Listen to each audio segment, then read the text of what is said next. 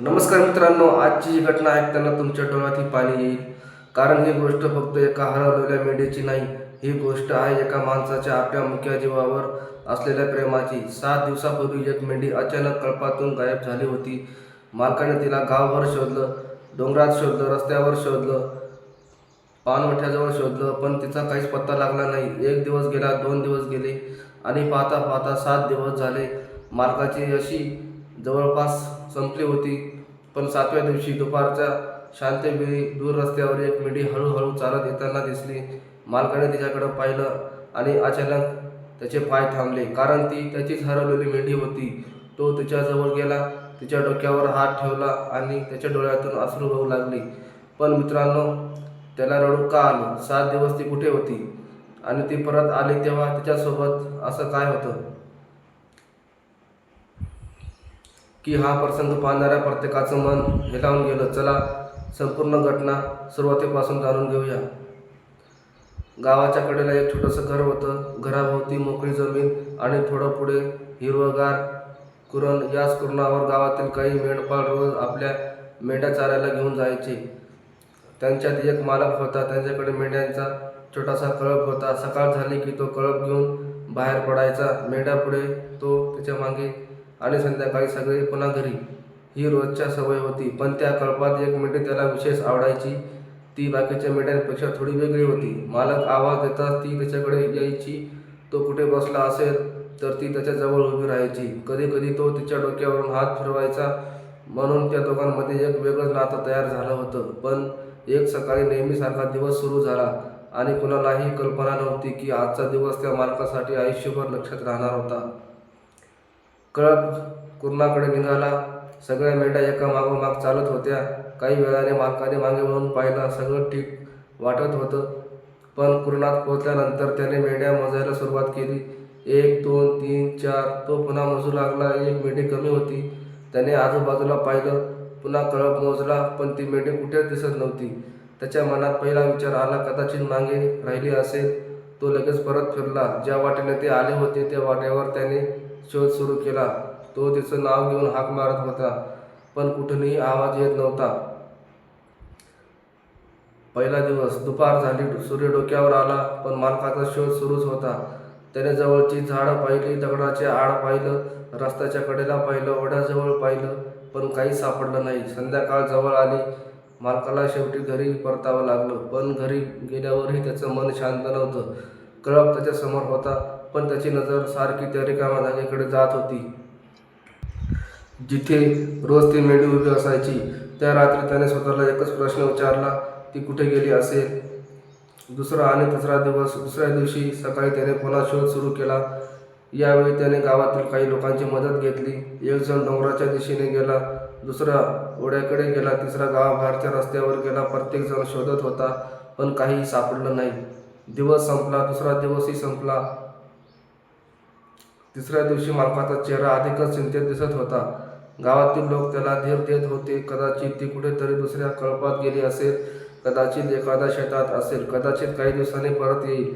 पण त्याला काहीच माहीत नव्हतं. त्याच्यासाठी एकच गोष्ट महत्त्वाची होती, ती सुरक्षित असावी. नंतर चौथा दिवस उजाडला. मालकाने पुन्हा शोध सुरू केला. यावेळी तो डोंगराच्या थोड्या आत गेला. वाट खडतर होती, झाडं दाट होती, काही ठिकाणी माणूसही सहज जाऊ शकत नव्हता. तो सतत हाका मारत होता, पण उत्तर नव्हतं. शेवटी तो थकून एका दगडावर बसला. त्याच्या मनात एक भीती आली, कदाचित आपण तिला पुन्हा कधीच पाहणार नाही. पण त्याने लगेच ती भावना मनातून काढून टाकली. तो उठला आणि पुन्हा शोधायला लागला. 5व्या दिवशी गावातील एका व्यक्तीने त्याला सांगितलं, डोंगराच्या पलीकडे काही मेंढ्या दिसल्या होत्या. मालकाच्या मनात पुन्हा आशा निर्माण झाली. तो तिकडे धावतच गेला. दूरवर मेंढ्यांचा एक कळप दिसला. तो जवळ गेला. एक एक मेंढी पाहू लागला, पण ती नव्हती. पुन्हा निराशा तो परत फिरला. आता त्याला स्वतःला प्रश्न पडत होता, मी अजून किती दिवस तिचा शोध घेणार? 6वा दिवस आला. 6वा दिवस आला. आता जवळपास एक आठवडा झाला होता. मालकाने त्या दिवशी शोध घेतला, पण संध्याकाळपर्यंत काहीच मिळालं नाही. तो घरी परतला. कळप शांत होता, पण त्याला त्या कळपात काहीतरी कमी असल्यासारखं वाटत होतं.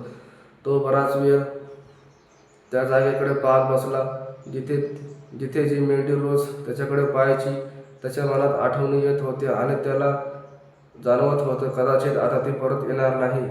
आणि मग 7वा दिवस उजाडला. त्या सकाळी मालक नेहमीपेक्षा शांत होता. त्याने कळप बाहेर काढायला मेंढ्या पुढे चालू लागल्या. तो त्याच्या मागे निघाला, पण मनात मात्र एकच विचार होता, ती कुठं असेल. दुपार झाली. सगळे एका जागी थांबले. मालक रस्त्याच्या कडेला उभा होता. तेवढ्यात त्याची नजर दूर गेली. रस्त्याच्या टोकाला काहीतरी हलत होतं. एक पांढरी आकृती हळूहळू जवळ येत होती. त्याने डोळे बारीक करून पाहिलं. पहिल्यांदा त्याला काही समजलं नाही, पण ती आकृती जसजशी जवळ येऊ लागली त्याचं हृदय जोरात धडधडू लागलं. तो स्वतःशीच म्हणाला, नाही, हे शक्य नाही. ती आकृती जवळ आली. आता चेहरा स्पष्ट दिसत होता आणि अचानक मालकाच्या डोळ्यासमोर 7 दिवसापूर्वीचं दृश्य उभं राहिलं. तीच मेंढी होती. 7 दिवसापासून हरवलेली त्याचीच मेंढी त्याच्यासमोर उभी होती. मालक काही क्षण हललाच नाही. जणू त्याला विश्वासच बसत नव्हता. मग तो हळूहळू त्याच्याकडे गेला. तिनेही त्याच्याकडे पाहिलं. मालकाने त्याच्या डोक्यावर हात ठेवला आणि त्याच्या डोळ्यात पाणी आलं. 7 दिवसाची चिंता, 7 दिवसाची प्रतीक्षा, 7 दिवसाची अस्वस्थता, सगळं त्या क्षणी बाहेर आलं. तो रडत का होता? लोक त्याच्याकडे पाहत होते, पण तो काही बोलत नव्हता. त्याने फक्त तिच्या डोक्यावर हात ठेवला, तिच्या अंगावरून हात फिरवला आणि डोळे पुसले. कुणीतरी त्याला विचारलं, तुम्ही रडताय का? त्याने उत्तर दिलं, 7 दिवस. मला वाटत होतं ही पुन्हा दिसेल की नाही माहीत नाही. आज ती माझ्यासमोर उभी आहे, इतकंच. पण त्या एका वाक्यात 7 दिवसाची सगळी भावना होती. 7 दिवस ती कुठे होती? आता सर्वांच्या मनात एकच प्रश्न होता, ती 7 दिवस कुठे होती? मालकाने तिच्याकडे नीट पाहिलं. ती थकलेली होती. तिची चाल पूर्वीसारखी नव्हती, पण ती सुरक्षित होती. आजूबाजूच्या लोकांनी अंदाज लावायला सुरुवात केली. कदाचित ती डोंगराच्या दुसऱ्या बाजूला गेली असावी. कदाचित तिला एखाद्या मोकळ्या जागी गवत आणि पाणी मिळालं असावं. कदाचित ती काही दिवस तिथेच राहिली असावी, पण निश्चित उत्तर कोणाकडे नव्हतं. आणि कदाचित हे गूढ कायम गूढच राहणार होतं. परतीचा प्रवास. पण एक गोष्ट मात्र आश्चर्याची होती. 7 दिवसांनी ती ज्या दिशेने परत आली होती, तो मार्ग तिच्या नेहमीच्या परिसरापासून दूर होता. तरीही ती पुन्हा आपल्या मालकाच्या जवळ पोचली. मुख्य प्राण्यांना आपल्या परिसराची आणि कळपाची ओळख असते. कदाचित परिचित वास, कदाचित आवाज, कदाचित परिसराची ओळख. यापैकी काहीतरी तिला परत येण्यासाठी मदत झालं असावं. आपल्याला नेमकं काय झालं हे कधीच समजणार नाही, पण मालकासाठी मात्र त्या दिवशी एकच गोष्ट महत्त्वाची होती, ती परत आली होती. घरी परतताना त्या दिवशी संध्याकाळी मालक कळप घेऊन घरी परतला आणि सर्वात पुढे ती हरवलेली मेंढी चालत होती. मालक अधूनमधून मागे वळून तिच्याकडे पाहत होता, जणू त्याला अजूनही विश्वास बसत नव्हता. घराच्या जवळ पोचल्यावर ती थांबली, आजूबाजूला पाहिलं आणि मग कळपाबरोबर आत आली. मालक काही क्षण तिथेच उभा राहिला. 7 दिवसानंतर त्याचं घर पुन्हा पूर्ण झाल्यासारखं वाटत होतं. त्या दिवसानंतर, त्या घटनेनंतर मालकाने त्याच्याकडे आणखी लक्ष द्यायला सुरुवात केली. कळप बाहेर नेताना तो सतत सगळ्या मेंढ्याकडे पाहायचा, मोजायचा, पुन्हा मोजायचा. कारण 7 दिवसांनी त्याला एक गोष्ट शिकवली होती, मुख्य जीवांची किंमत शब्दात सांगता येत नाही. आपल्यासाठी ती फक्त एक मेंढी असू शकते, पण तिच्या मालकासाठी ती त्याच्या आयुष्याचा एक भाग होती.